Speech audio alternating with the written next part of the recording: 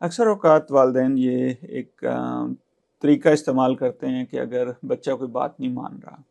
تو مثال کے طور پر بچے کے نمبر اچھے نہیں آ رہے، یا بچہ جو ہے کوئی والدین چاہ رہے ہیں کہ بچہ کچھ ایکٹیویٹیز کر لے، یا کوئی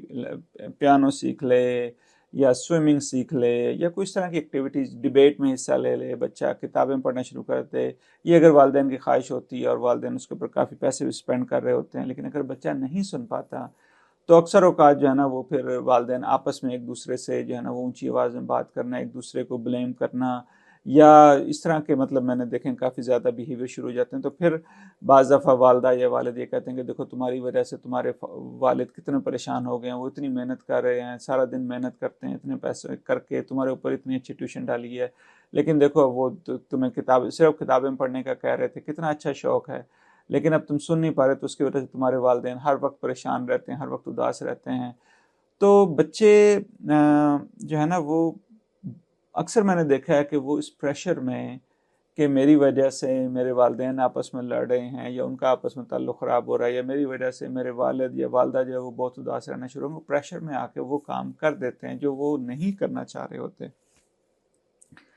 تو جب اس طرح کا بار بار چیزیں ہو رہی ہوتی ہیں تو بچوں کی جو اپنی جو سوچنے کا جو انداز ہوتا ہے وہ بہت زیادہ سپریس ہو جاتا ہے۔ بچہ جو ہے وہ پھر ایک یس مین بن جاتا ہے کہ اس پریشر میں پھر اس کو بس پریشر میں ہی کام کرنے کی عادت پڑ جاتی ہے۔ اس کی اپنی جو سوچ ہے، اپنی جو تخلیقی جو اس کے اندر جو خدا نے جو ہنر رکھا ہوا ہے، جو ایبلٹیز رکھی ہیں، وہ پنپ ہی نہیں پاتی۔ تو اس لیے ضروری یہ ہوتا ہے کہ ہم والدین کو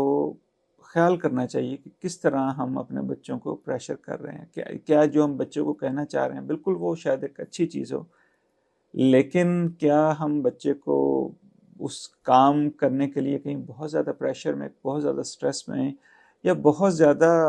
ہجان میں تو مبتلا نہیں کر رہے؟ کیونکہ دیکھیں بچوں سے اگر آپ کا تعلق مضبوط ہے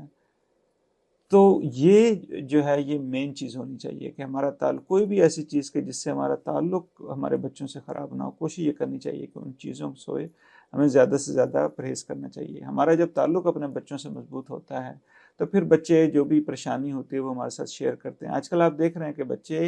بچے والدین سے بات ہی نہیں کرنا چاہتے، دوستوں سے گھنٹوں بات کر رہے ہوتے ہیں، فون پہ، ویڈیو گیم پہ، ٹک ٹاک پہ، فیس بک پہ، انسٹاگرام پہ بیٹھے ہوتے ہیں گھنٹوں۔